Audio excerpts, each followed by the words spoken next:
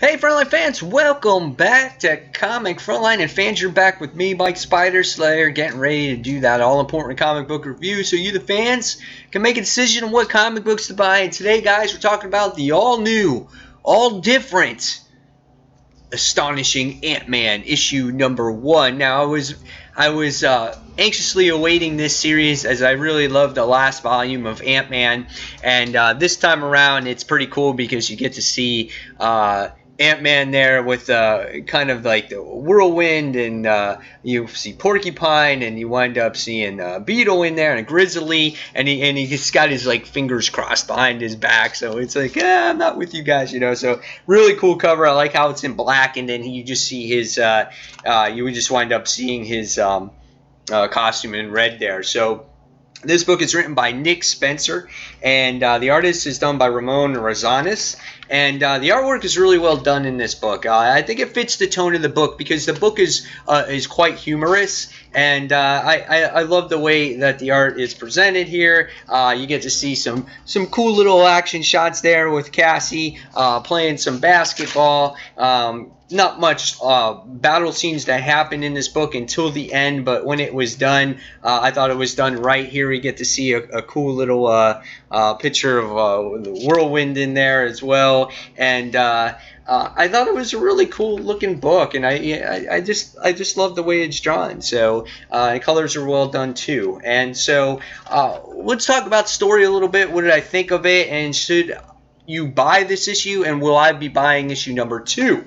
Alright, so first thing that this book does really well is that we know that 8 months has passed because Scott sits there and narrates the book, and it's done really well, and I think it's done to a point where it's almost done like in a real movie fashion. Like you can actually see the scenes taking place while he is talking, and I thought the pacing of the book was done phenomenally. And we get to see a real introduction again to the cast of this series, where a lot of these other all-new Marvel Now books, you kind of don't see that. You kind of just get, well, if you write the last volume, you'll understand what's going on, but if you're jumping on for the first time, you're going to have to read that last volume, and you're not going to know what's going on.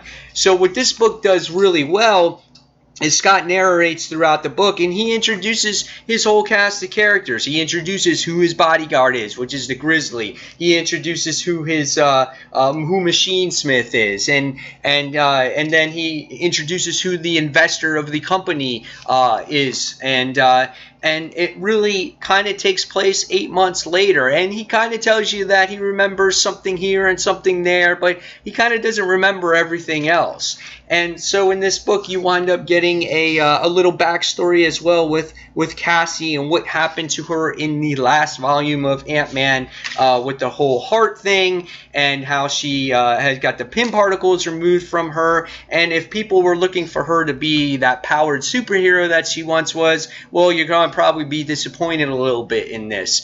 And what happens is in the issues, you wind up seeing that Cassie's upset at her father because of the reason being is that Scott feels that he's going to endanger his daughter, so he wants to be away from her. And he really in true fashion is not, because he shrinks down where his daughter can't see him, and so he does attend all those things, but she just doesn't know that because he doesn't want it to endanger her.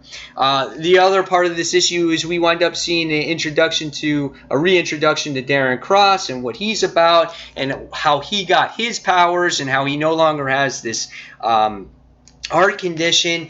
And then we get to see that there's this guy by the name of Mr. Broker, I think that's what was his name, and he presents this business acquisition for Darren Cross to invest into this company called Hench. And it's an application. It's great. It's this application where you can hire someone and henchmen to destroy a superhero. And what the app does is it finds somebody that's most compatible to defeat this superhero. And so what happened is Darren Cross looks for, he's like, I want to destroy Ant-Man. And so what happens is it winds up coming up with Whirlwind.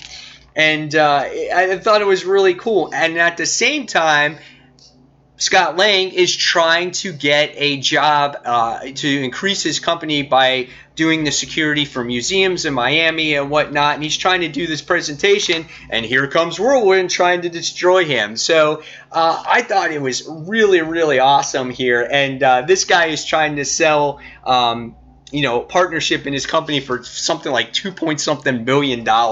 This story was great.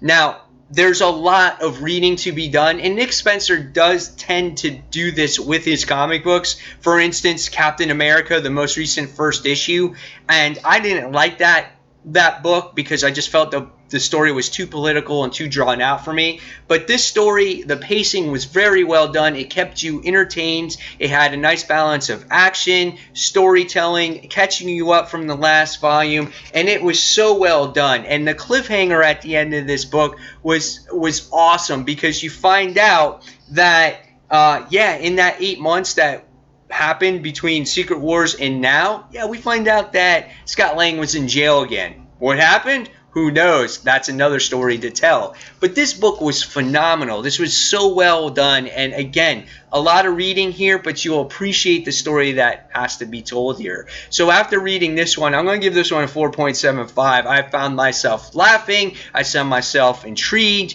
And I can't wait to read the second issue here. And I truly think that this is a true #1 for All New, All Different Marvel. Even though it's really continuing off of the last volume, which is not All New, All Different, at least it's a good jumping on point for readers. So again, guys, 4.75 out of 5 stars for Ant-Man #1. Guys, tell me in the comments below what you thought of this book. And fans, as always, thank you for watching Comic Frontline, and until that next comic book review, you can check out my own individual channel, Comic Book Corner 2.0, and you can check us out every Tuesday night, 9:30 p.m. Eastern Standard Time for Comic Frontline Live. Or if you don't have time for that, you can listen to us on iTunes, where we have our show available to you for free. So guys, again, this is Mike Spider Slayer signing off, and I'll see you in the next review. Take care, guys. Bye.